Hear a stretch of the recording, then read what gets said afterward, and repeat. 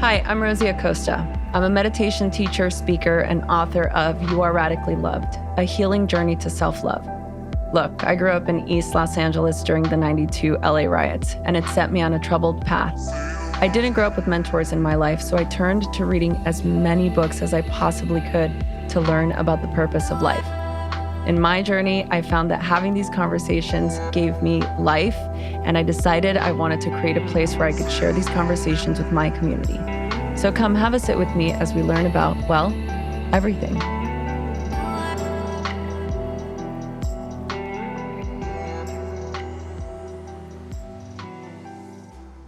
Hello, everybody. Welcome back to Wisdom Wednesday.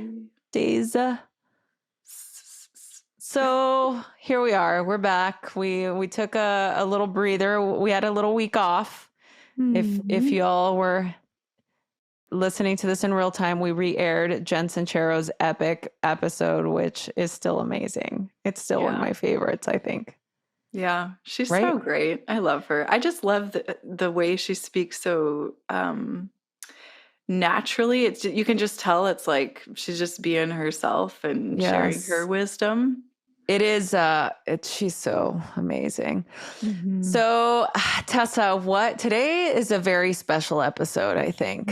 There has been a lot going on in the world. I left and I came back with just a little bit less rights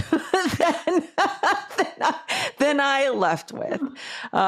It is a very unstable world currently, and it feels, these are the moments where I have to really pull from my reservoirs to see all the beauty that is happening in the world at large, all the people doing incredibly heroic and courageous things. And I really have to remember what we're doing here and why we're doing what we're doing. I just got back from Guam, which was amazing. It looked amazing. I love the pictures. It was so Liv Maradi, who was the conceptualizer, the change maker, the innovative mind behind Ina Wellfest, really wanted to bring wellness to the island of Guam. Now, Guam is very similar to Hawaii in the way that it's a U.S. territory. It is a beautiful, idyllic place. It doesn't have very much agricultural sustenance, so their access to food is limited. They get a lot of imports. Largely, when this happens, most of the time, this is highly preservative-laden foods. So a lot of chronic illness on the island, and the initiative was to bring more health and wellness, more mental health awareness to the forefront of the minds of the people in Guam. And it was, I don't know, like maybe 300 plus people gathered together in this incredible space. And it was so beautiful to just see the reception, people really wanting wellness in their lives. And yeah, it was a great experience. So many people were impacted and inspired. And it's been a while, obviously, since I've done a festival. Since 2019, I think Wanderlust was the last festival I did. So it was great to be in that energy, to be in the conduit of inspiration and excitement. And it definitely helped sort of grapple with the world that we are living in. And it definitely reminds me of the courage and the resilience that we have as people, to know that we can do hard things, that we're able to withstand the ever-changing climate that is the world. And hopefully we can band together to create some real change, right? Yeah. I keep thinking about, as you're talking about this, and even before we started recording, the theme of attachment and how we get attached to whatever it is, our status quo, our level of comfort, a certain income, a certain partnership, career, whatever it is that we're attached to. I think it's such a natural, I don't want anyone to feel shame in that either, because it's such a natural human experience and we all do it. But I think about this in relationship to what you're saying in terms of the constant nature of change that you just said, that the fabric of our lives, the fabric of the human experience being that things will always change. And as it relates to attachment, I keep asking myself the question, well, is attachment needless suffering? Is attachment needless disappointment? Is there some purpose behind it? Is it a lesson to be learned? And yeah, so I'm wondering what you think about that. Man, that is just like we went straight into the deep stuff. Dove in.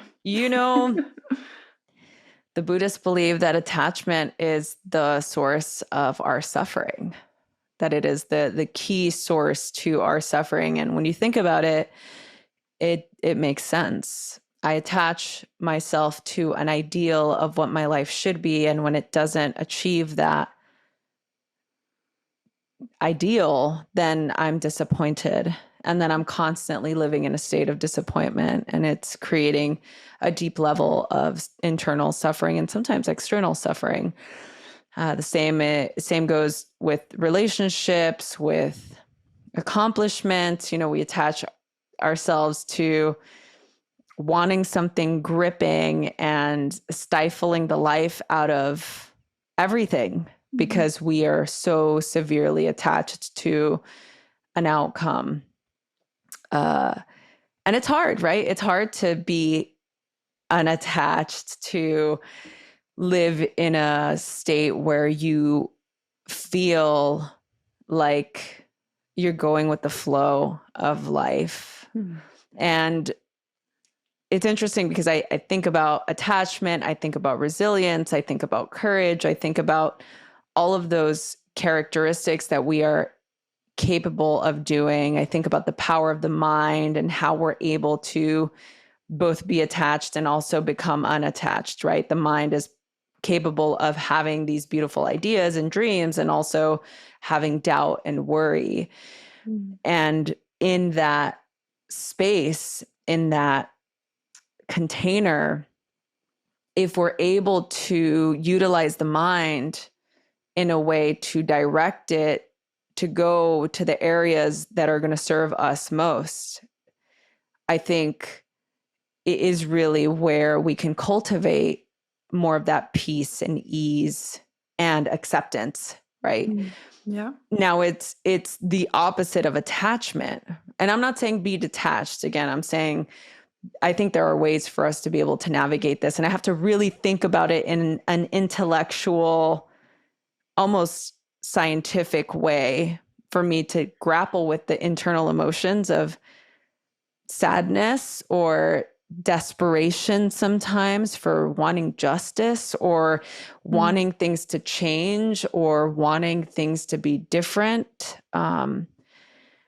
It's a deep and wholehearted expression and desire for mindful living, right? Like that's what mindfulness is, our ability to grapple and be present and examine what parts of our lives are working and what parts aren't.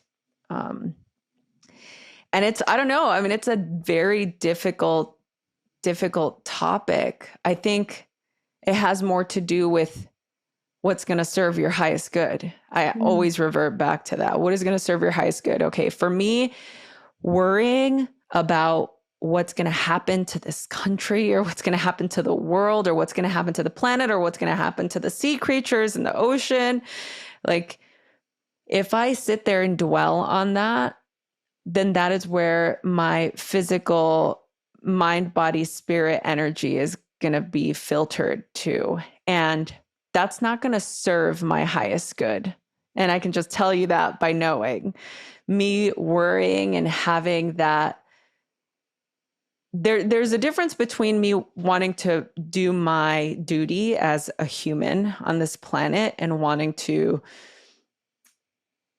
create a more sustainable living situation, and me just sitting here dwelling about, oh my God, like what is happening? There's so much plastic in the ocean. And, you know, we're in this, on this beautiful island of Guam, this idyllic place. And I'm like, there are missile testing sites just miles away from us. Like, you know, that kind of energy where I can sit there and just dwell on that. Or I can just say, wow, this is a really beautiful place. The people here are really beautiful. They're really hungry for change. They're really inspired by the possibility of life. Like, where do you want to live?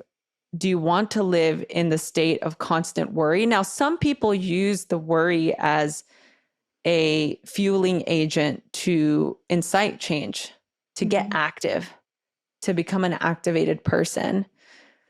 But if that's not you, then you need to learn what is going to serve your highest good. If for you, it's just going to put you in a depressive state and make you have anxiety, and you're going to lose sleep, and you're going to go into this fight, flight, or freeze state, then obviously that thought route is not going to serve your highest good. Now, if you're more of the thought process of learning different ways that you can impact the world by making different choices, albeit buying from local farms or recycling your plastics or signing a petition or doing whatever it is to make you feel like you are moving the needle in a specific direction, then you know what's going to serve you. You know which route you need to go in order to keep your life moving. Because at the end of the day, that's what we're doing here. If you're not moving your life forward in a way that's serving your highest good, then what are you doing? Right? And I don't mean that as a, like, what are you doing here? What are you doing with your life if you're not helping and serving the highest good? I'm saying, like, what are you doing? Like, what are you spending your time doing? Where's your energy going? Where's your life force being directed to? Because we do forget that we have the power and the control to channel that energy into the places that where they need to go in order to serve us best. The problem is we don't have an acute awareness to what serves our highest good because we're so desensitized. We're so completely desensitized to the fact that we have power. My vote doesn't matter. Oh, it doesn't matter if I do this. Oh, it's just one time that I'm throwing this garbage on the street, or it's just this one time, or it doesn't, my voice doesn't even matter because nobody cares what I have to say. It's that passivity, that feeling of indifference, that desensitized sense of I am powerless, that is the power that the opposition has on you. And I'm not saying the opposition as an entity, I'm saying the opposite of what your potential is the opposition, right? It's that part of you that says, you don't matter, you don't have a voice, just do nothing, watch TV, play video games, eat your feelings, and remember to numb as much as you can. Right? That is the opposition. Yeah. You know, so I don't know. I mean, there's a lot, you know, I have to struggle with it myself. I know you and I have had these conversations. I'm curious what you think about that, but I have to struggle with keeping myself even on the center of that conversation myself, because I can go in from one extreme to the other. Yeah. And as I said, I'm forever the pessimist in my brain. Like I go straight to like, does this matter? Does this even matter? So my work, for a lot of people, your wound is your message and sometimes your purpose. I know that for me, it's what it is. And so I have to propel myself forward and remember that that's what my Dharma is, like Arjuna, right? Like we may not like or love what our Dharma has been, or what our path is. Like maybe we don't love what our purpose is, but it's our purpose. And we are compelled to fulfill that duty one way or another. Yeah. Yeah. Hello, friends. I want to tell you about Kachava, my all-in-one daily super blend. If you're worried you aren't getting all the nutrients you need or struggling to stay on top of your health, then listen up, because Kachava has you covered. Kachava puts everything in your body it needs in one glass, so you can have it all the superfoods, all the vitamins, all the omegas, all the adaptogens, all the greens, all the proteins, all the benefits for your gut, your skin, your hair, your brain, your muscles, your heart, your whole health. No more compromise, no more guilt. No other nutrition shake does it all like this. They traveled to the ends of the earth to source them all and crush it up. Kachava is a powder you take 2 scoops, just add water, blend it up, and it tastes incredible. They have 5 delicious flavors. Chocolate and chai are my personal favorite. I drink Kachava for breakfast and it keeps me full for hours. There's no way I could get all of these nutrients in my normal diet. And trying to manage all of the supplements and the ingredients you should be taking, I mean, it's a little overwhelming and very expensive. But now Kachava makes clean, organic superfood nutrition accessible to everyone. You've got to try Kachava for yourself. Kachava's offering 10% off for a limited time. Go to kachava.com/loved, spelled Kachava, and get 10% off of your first order. That's kachava.com/loved to get 10% off for a limited time. kachava.com/loved.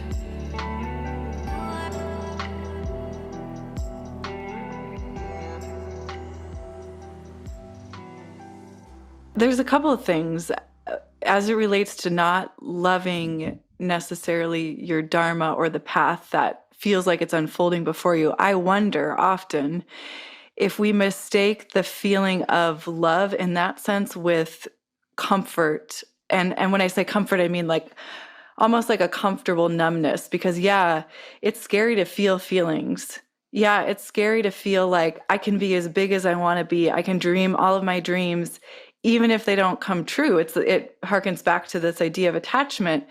Why am I doing the thing that I'm doing? Am I attached to a specific outcome? Why do I feel compelled to do this thing in the first place?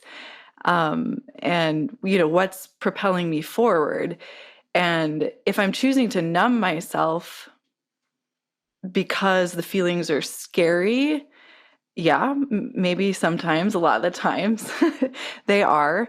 And is it really that we don't love our path, or is it that it feels scary and uncomfortable because growing to your fullest expression or becoming self-actualized is uncomfortable, and we kind of have to learn how to quote unquote love that journey?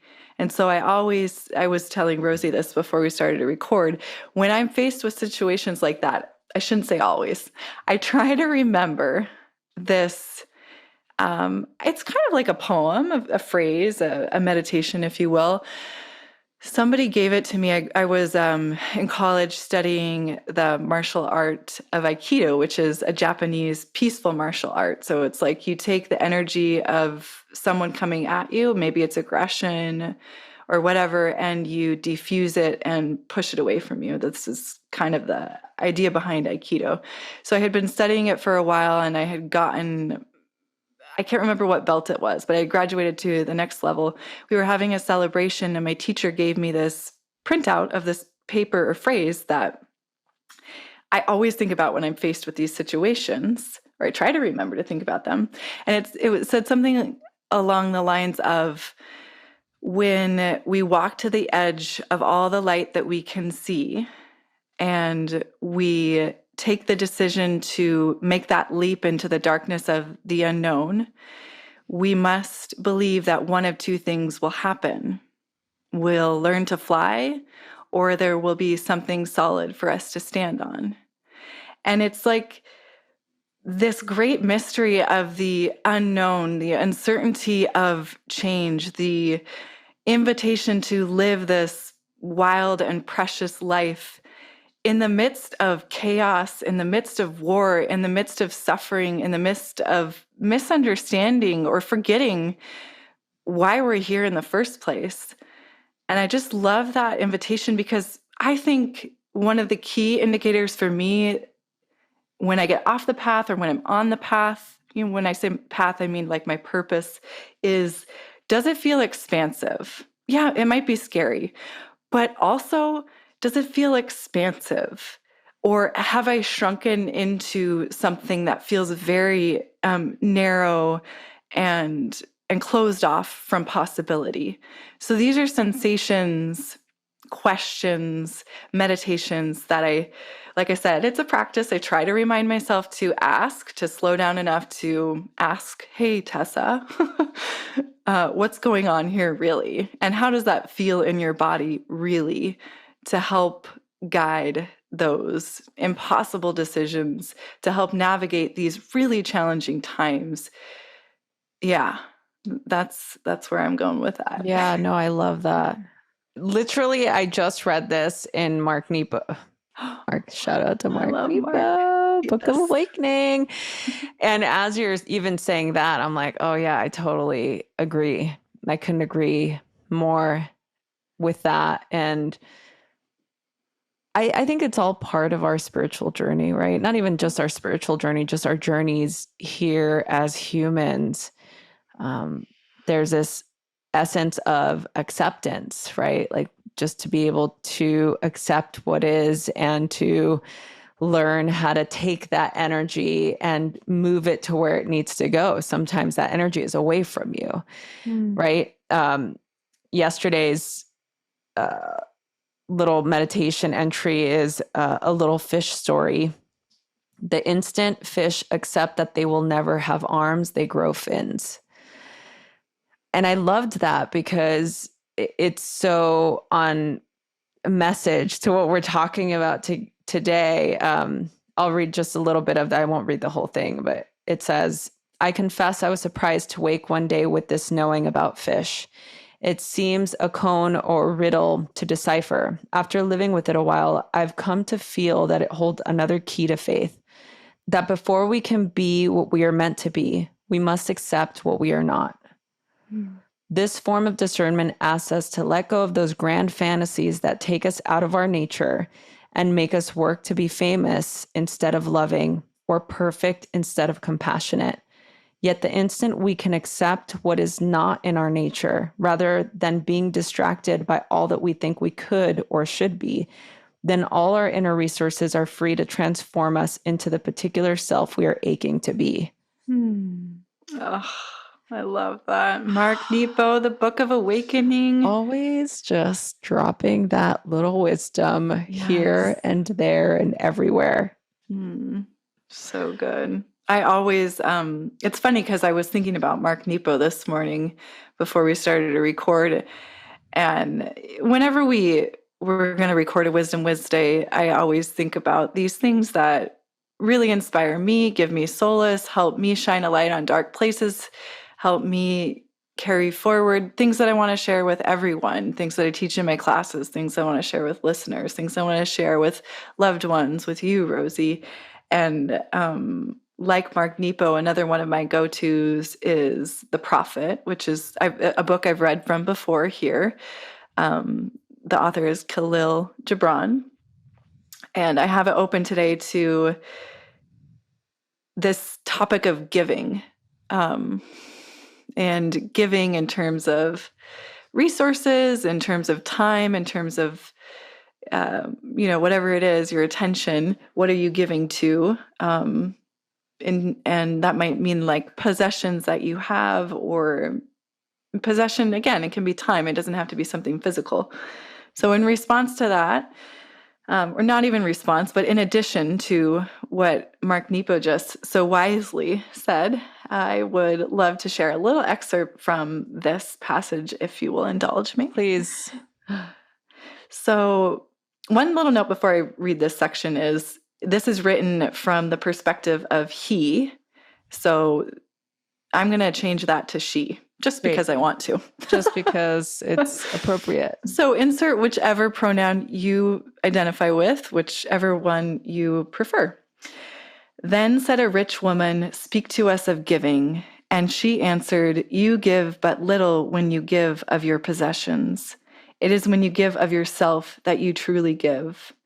For what are your possessions but things you keep and guard for fear you may need them tomorrow? And tomorrow? What shall tomorrow bring to the overprudent dog burying bones in the trackless sand as he follows the pilgrims to the holy city? And what is fear of need but need itself?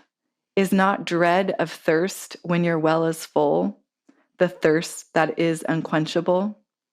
There are those who give little of the much which they have, and they give it for recognition, and their hidden desire makes their gifts unwholesome. One last little section. And there are those who have little and give it all. These are the believers in life and the bounty of life, and their coffer is never empty. There are those who give with joy, and that joy is their reward. And it goes on for a few more pages. I recommend this book if you are a lover of poetry and want short little passages on each kind of major topic of life. It's something that I keep by my bedside. Something when I'm grappling with something, I often just flip it open, kind of like I would use a deck of tarot cards maybe, or a book of runes. I would just open a page and see what speaks to me that day. Yes. I love that. Yeah. What a great recommendation. I love that. I mean, I think that I'm like, with that, I don't have anything else to share for today. I think with regard to, giving ourselves the support that we need during times that are unstable, I think is all that we could do, at this time, is to take care of ourselves as much as we can, take care of others as much as we can, and to remember to have self-compassion and compassion for others. Although it can be very difficult during times like this, I think that's part of our dharmatic path, our purpose. So that being said, thank you all for joining us. I do want to say, in case we've not mentioned it here, but I am going to do a retreat in Spain in November. It's, I believe, the 12th through the 18th, if I'm not mistaken. You can check the details out on my website if you're interested. There are still a couple of rooms available, and we would love to see you all in person in human form. So if you are interested in that, go check it out on the website. Don't forget to subscribe, rate, and review wherever you get your podcasts. And don't forget to support our sponsors. They're helping support the show and us. And to make it easy for you, you can go to the info button and our sponsor links will be there. So go ahead and show some support. Thank you all so much for being here. And we look forward to being back next week or Friday, JK. You know what I meant. Thank you so much for listening to the Radically Loved podcast. Please remember to subscribe, rate, and review wherever you get your podcast, and follow us on Facebook at Radically Loved Rosie, on Instagram at Rosie Acosta, and Twitter at Rosie Acosta. By the way, this is original music by DJ Taz Rashid. You can follow DJ Taz on Spotify and check out the best music for yoga and meditation. This has been a Mod Pod Studio production. Check them out at www.modpodstudio.com.